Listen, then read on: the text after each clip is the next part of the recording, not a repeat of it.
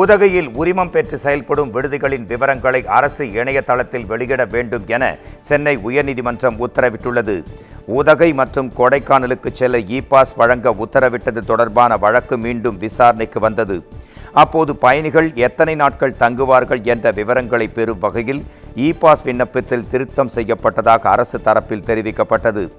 அதே நேரம் அரசின் அறிக்கையில் தவறான தகவல் தெரிவிக்கப்பட்டுள்ளதாக நீதிமன்றத்திற்கு உதவியாக நியமிக்கப்பட்ட வழக்கறிஞர் சுட்டிக்காட்டினார். இதைத் தொடர்ந்து சுற்றுலா பயணிகளிடம் சட்டவிரோதமாக 30,000 ரூபாய் முதல் 40,000 ரூபாய் வரை கட்டணம் வசூலிக்கப்படுவதை சுட்டிக்காட்டிய நீதிபதிகள் உதகையில் உரிமம் பெற்ற விடுதிகள், ரெசார்ட்கள் குறித்த விவரங்களை அரசு இணையதளத்தில் பதிவேற்ற வேண்டும் என்று அரசுக்கு உத்தரவிட்டனர். விளையாட்டுப் போட்டியின் போது ஏற்படும் அசம்பாவிதங்களால் பாதிக்கப்படுவோருக்கு இழப்பீடு வழங்க திட்டம் வகுக்குமாறு அரசுக்கு உயர்நீதிமன்றம் யோசனை வழங்கியுள்ளது. திருவள்ளூர் மாவட்டம் ஒத்திக்காடு ஏரியில் கடந்த 2020ஆம் ஆண்டு நடைபெற்ற கிரிக்கெட் போட்டியின் போது பந்து தாக்கி லோகநாதன் என்பவர் உயிர் துறந்தார். இது தொடர்பான வழக்கு சென்னை உயர்நீதிமன்றத்தில் விசாரணைக்கு வந்தபோது லோகநாதனின் பெற்றோர் உரிய இழப்பீடு அவர்களுக்கு பெற்றுத்தர வேண்டும் என திருவள்ளூர் மாவட்ட சட்டப்பணிகள் ஆணைக்குழுவுக்கு நீதிபதி ஜெயச்சந்திரன் உத்தரவிட்டார். அத்துடன் விளையாட்டுப் போட்டிகளின் போது ஏற்படும் மரணங்களுக்கு உரிய இழப்பீடுகள் வழங்குவது தொடர்பான திட்டத்தை வகுக்குமாறும் இளைஞர் நலன் மற்றும் விளையாட்டு மேம்பாட்டுத் துறைக்கு யோசனை வழங்கினார். நெல்லை நீட் பயிற்சி மைய விவகாரத்தில் மாவட்ட ஆட்சியர் உள்ளிட்டோர் பதில் வழங்க மனித உரிமை ஆணையம் உத்தரவு பிறப்பித்துள்ளது. நெல்லையில் உள்ள நீட் பயிற்சி மையத்தில் மாணவர்களை அகாடமி உரிமையாளர் ஜலாலுதீன் அகமது தாக்கிய சிசிடிவி காட்சிகள் வெளியாகி பெரும் அதிர்ச்சியை ஏற்படுத்தியது. இதைத் தொடர்ந்து ஜலாலுதீன் தலைமறைவான நிலையில் அவரை பிடிக்க தனிப்படை அமைக்கப்பட்டது. இந்நிலையில் சம்பவம் தொடர்பாக நெல்லை மாவட்ட ஆட்சியர், மாநகர காவல் ஆணையர், மாநகராட்சி ஆணையர் ஆகியோர் பதிலளிக்க மனித உரிமை ஆணையம் உத்தரவு பிறப்பித்துள்ளது.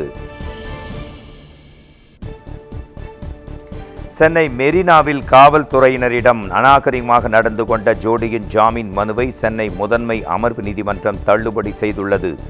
சென்னை மெரினா லூப் சாலையில் ரோந்து பணியில் ஈடுபட்டிருந்த போலீசார் அங்கு நின்று கொண்டிருந்த 4 சக்கர வாகனத்தை எடுக்குமாறு கூறினர்.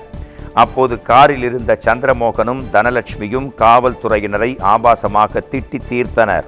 இதைத் தொடர்ந்து போலீசார் அளித்த புகாரின் அடிப்படையில் இருவர் மீதும் 5 பிரிவுகளின் கீழ் வழக்கு பதிவு செய்யப்பட்டது. இதனையடுத்து இருவரும் ஜாமீன் கோரி சென்னை மாவட்ட முதன்மை அமர்வு நீதிமன்றத்தில் மனு தாக்கல் செய்திருந்தனர். இது குறித்து நடைபெற்ற விசாரணையில் இருவரின் ஜாமீன் மனுக்களையும் தள்ளுபடி செய்து நீதிபதி உத்தரவு பிறப்பித்தார். சென்னை வேளச்சேரியில் தொழில் போட்டி காரணமாக ஜவுளிக்கடை உரிமையாளரை கார் ஏற்றி கொல்ல முயன்ற சிசிடிவி காட்சிகள் வெளியாகி அதிர்ச்சியை உண்டாக்கியுள்ளது.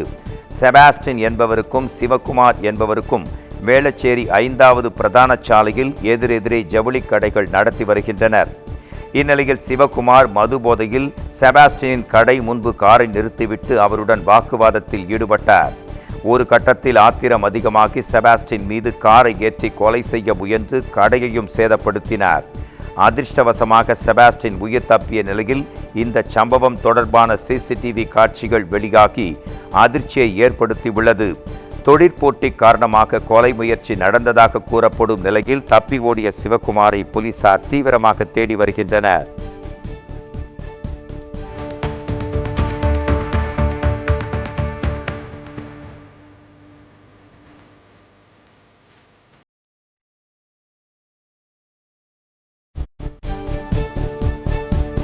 சென்னை கந்தன்சாவடியில் தனியார் விடுதி உரிமையாளரை மாநகராட்சி அதிகாரிகள் குண்டர்களை வைத்து தாக்கியதாக புகார் எழுந்துள்ளது.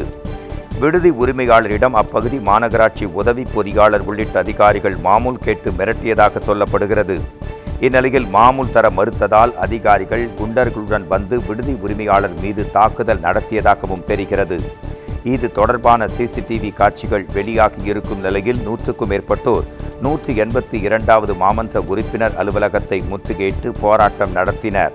அத்துடன் சம்பந்தப்பட்ட அதிகாரிகள் மீது நடவடிக்கை எடுக்க கோரி காவல் நிலையத்திலும் புகார் அளித்தனர்.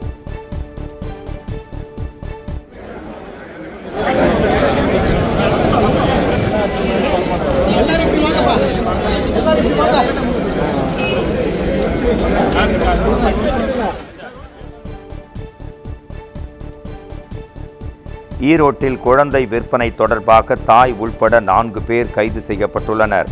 தஞ்சாவூரைச் சேர்ந்த நித்யா கணவரை பிரிந்து ஈரோட்டில் சந்தோஷ்குமார் என்பவருடன் வாழ்ந்து வந்திருக்கிறார்.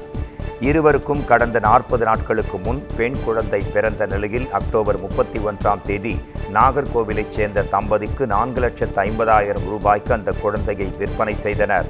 இதையடுத்து நித்யா சந்தோஷ்குமார் இடையே தகராறு ஏற்பட்ட நிலையில் குழந்தையை விற்றது அம்பலமானது.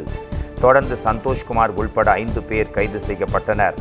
இந்நிலையில் தற்போது தாய் நித்யா மற்றும் குழந்தையை வாங்கியவர்கள் என மேலும் 4 பேரை போலீசார் கைது செய்தனர்.